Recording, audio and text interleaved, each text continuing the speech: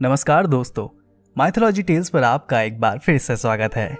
आज हम आपको अपने चैनल पर एक ऐसी कहानी सुनाएंगे जिसे सुनकर आपका भगवान में विश्वास बढ़ जाएगा और तो और आप ज़्यादा से ज़्यादा अच्छे काम करने लगेंगे। तो आइए सुनाते हैं आपको वो कहानी। कहा जाता है कि हमेशा अच्छे लोगों के साथ ही बुरा होता है, पर आखिर भगवान ऐसा क्यों करते हैं?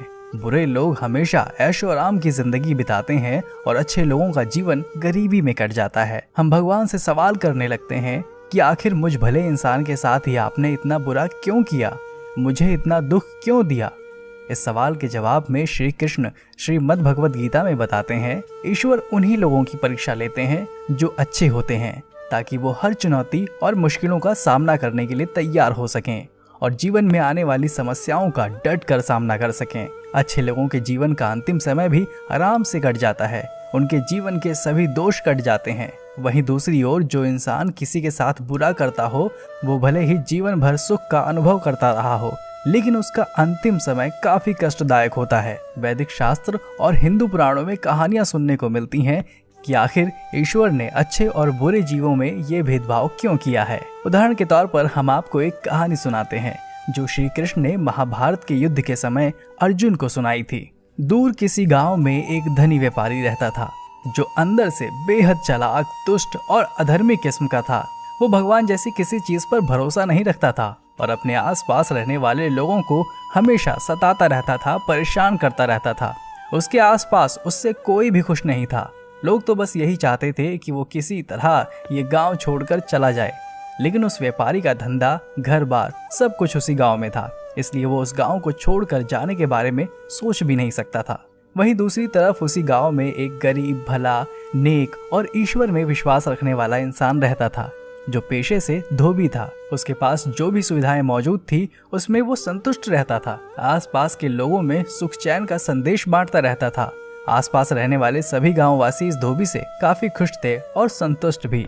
एक दिन ये धोबी, जो कृष्ण भक्त भी था, गांव के मंदिर में भगवान के दर्शन करने पहुंचा। भगवान से प्रार्थना कर रहा था कि उसके घर परिवार को चलाने के लिए ईश्वर उसकी मदद करे और उसे शक्ति दे। वहीं मंदिर में थोड़ी देर बाद वो व्यापारी, जो ईश्वर में बिल्कुल विश्वास नहीं रखता था, वो मंदिर पहुंचा और उसका ध्यान मंदिर में लगे सोने से जड़े हुए श्री कृष्ण के मुकुट पर चला गया।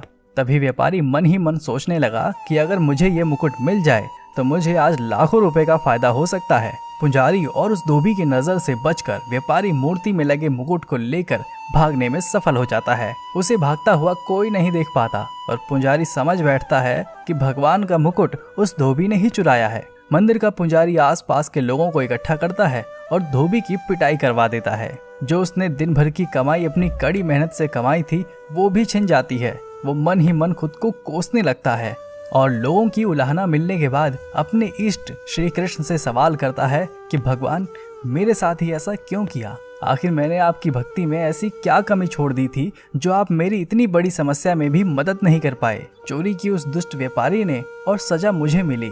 वो रोते बिलखते अपने घर जाता है और पत्नी को कहता है कि अब चाहे कुछ भी हो जाए, अब हमारे घर में भगवान की कभी पूजा नहीं होगी।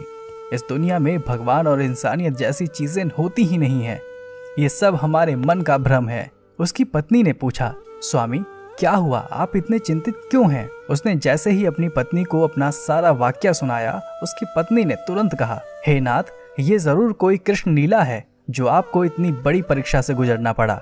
ईश्वर आपकी परीक्षा ले रहे हैं, इसके पीछे कोई रहस्य, कोई कारण अवश्य होगा। आप परेशान मत होइए। वहीं शाम होते ही गांव वालों को खबर मिलती है कि मूर्ति चुराकर भाग रहा गांव का दुष्ट व्यापारी जैसे ही जंगल की ओर बढ़ा, शेर ने उसका काम तमाम कर दिया और वो व्यापारी वहीं पर अपनी जान गंवा बैठा। और पता करने पर धोबी को मालूम हुआ कि मंदिर से हुई चोरी के पीछे उस व्यापारी का ही हाथ था। ये बात जैसे ही गांव वालों को पता चली, सब धोबी के घर आ गए और उससे माफी मांगने लगे। धोबी मन ही मन खुश होता गया और अंदर ही अंदर उसे पछतावा भी था कि उसने भगवान के न्याय पर सवाल उठाया था। अब वो समझ चुका था कि ईश्वर हमारे लिए जो कुछ भी बनाते हैं, चाहे वो हमारा जीवन हो, हमारे जीवन में आने वाले कष्ट, उन सब के पीछे कोई ना कोई कारण अवश्य होता है। ईश्वर से अपनी गलती के बदले वो माफी मांगने मंदिर जा पहुंचा और जैसे ही श्री कृष्ण ने उसे दर्शन दिए, वो धोबी उनके चरणों में गिर पड़ा और कहा, मुझे क्षमा कर दीजिए नारायण, मुझसे बहुत बड़ी भूल हो गई। अब मैं समझ गया हूँ कि आप मुझे क्या संदेश देना चाहते थे।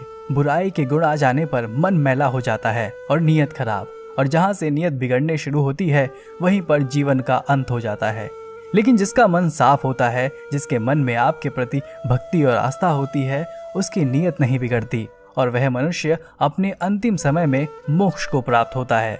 जरूर मेरा इसके पीछे कोई प्रारब्ध रहा होगा या फिर पिछले जन्म के कर्म का ही फल रहा होगा, जिसके कारण मुझे ये यत्न झेलनी पड़ रही है। तो श्री कृष्ण उसे कहते हैं, वत्स, आज तुम्हारी मृत्यु का योग था जो तुम्हारे भले कर्मों के कारण कट गया, लेकिन उस व्यापारी को जो राजयोग मिलने वाला था वो उसके बुरे कर्मों के कारण नहीं मिल पाया और उसकी मृत्यु हो गई। फिर क्या था? श्री कृष्ण ने अर्जुन को उपदेश दिया, हे पार्थ, जिस तरह से हम धनुष पर बाण चढ़ाने से लेकर छोड़ने तक ये नहीं सोचते कि बाण हमारे लक्ष्य पर जाकर लगेगा या नहीं, उसी प्रकार हमें सिर्फ कर्म करते जाना चाहिए, फल की चिंता नहीं करनी चाहिए।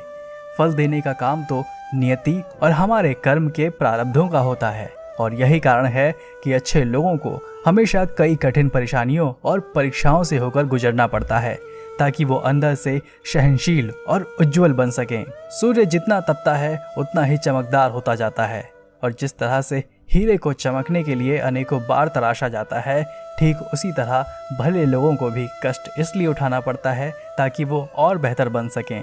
तो दोस्तों, कैसी लगी आपको हमारी ये कहानी? क्या आपका भगवान पर अब विश्वास और अटल हो गया है या नहीं? हमें कमेंट करके ज़रूर बताइए। क्या आपसे भी भगवान ने कभी इस तरह की परीक्षा ली है? ये भी हमें ज़रूर बताइए। और अगर आपको कहानी अच्छी लगी है तो इसे अपने दोस्तों, परिवार के लोगों में ज़्यादा से ज़्यादा शेयर करें, और हमारे चैनल माइथोलॉजी टेल्स को सब्सक्राइब करना ना भूलें।